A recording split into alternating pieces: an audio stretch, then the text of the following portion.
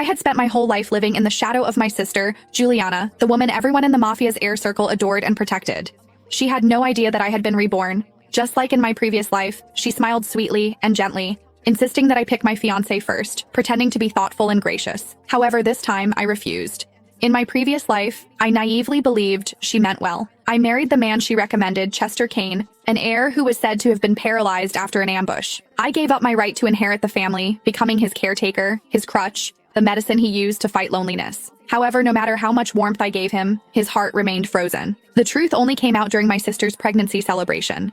When an assassin from a rival family raised his gun toward her belly, the man who had not stood in years suddenly rose to his feet. He shoved me toward the muzzle of the gun. All 7 bullets tore into my womb. As I collapsed, I saw him pull my sister into his arms, shielding her with his own body and taking the final shot for her. Only then did I understand.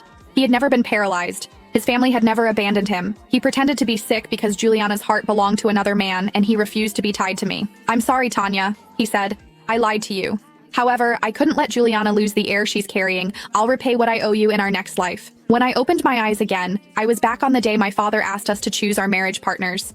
This time, I chose no one. Yet back then, they were the ones who begged for my love. "Go ahead, sis. You pick first. You're the delicate one, and you need a strong family to have your back." Juliana Larson forced a sweet tone, playing the caring sister just like she did in her previous life. However, her eyes betrayed her, locking onto Seth Rogers, the Rogers family heir, with an affection she could not hide. The word in the mafia circles was that she and Seth had been secretly tangled up for ages. Dad would definitely keep Seth for her. In my previous life, to keep her happy, I picked Chester Kane, even though he was wheelchair-bound. I thought I was being the bigger person, but I walked straight into a living hell. I could still feel those last moments from my previous life. 7 bullets ripped through me, and I had hit the ground, clutching my belly. Chester's medics stormed in but did not even glance my way. They all flocked to Juliana, who was barely scratched. Huddled in Chester's embrace, she quivered. "Chester, it hurts. It's my fault. I shouldn't have ditched the guards just to spite Tanya." The family elders could not stop singing her praises. The sweetest girl, who, even hurt, did not blame her sister. She soaked up all the attention, while I lay dying on the cold floor. It was not until I almost bled out that she suddenly remembered me and yelled for the doctors.